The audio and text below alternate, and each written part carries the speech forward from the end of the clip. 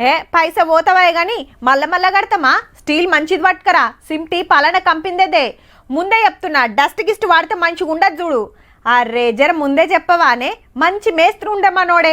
మనం చెప్తే తక్కువ తీసుకుని కూడా, ఓ కాక గట్ల కోషిష్ చేయకు, జర మాల్ మంచిగా గలుపు అని దగ్గరుండి అన్ని పనులు సాగబెడతాం.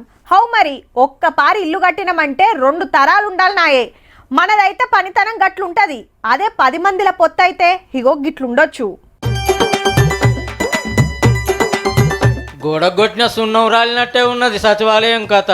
చిన్న ముసురుకే బెచ్చులు ఉడిపడుతున్నాయి. మళ్ళా 6వ అంతరం కిటికీ దగ్గర ఊసిపోయి కింద పడ్డాయి. ఇదే తోవలకెళ్ళి సీఎం సారు మంత్రుల కార్లు పోతాయి. గాయాళ్ళకి ఎవ్వరు రాలేదట. ముత్యమంతానికే గిట్లయితే ఎట్లనులా? ఇదే తొలత కాదు, 6 నెలల కిందట కూడా గిట్లనే మీదికెళ్ళి పడితే పార్కింగ్ లో ఉన్న వాళ్ళ కారు డ్యామేజ్ అయింది. మంత్రి కోమటిరెడ్డి వెంకటరెడ్డి సార్ ఎంక్వైరీ చేపిస్తే ప్లాస్టర్ ఆఫ్ ప్యారిస్ మంచిగా అతకక ఊసిపోయినాయి, రిపేర్లు చేపిస్తామన్నాడు కాంట్రాక్టర్ అయ్యా. ఇప్పుడు మళ్ళా గదే కథ.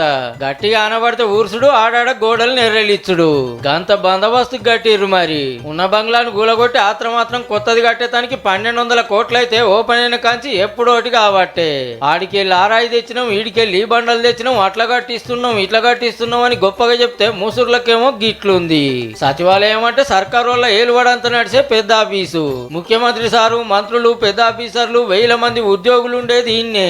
ఎప్పుడు మనుషులు తిరుగుతూనే ఉంటారు. ఆయన తెవల మీద పడితే ఏంది కథ? రిపేర్లు ఏమక్కర పడతాయో మీరన్న చెప్పిన జేపీ సార్లు జరా. కాళేశ్వరమే అనుకుంటే సచివాలయం చూస్తే ఇంజనీరింగ్ అద్భుతమే అయ్యేటట్టుంది పోర్రి.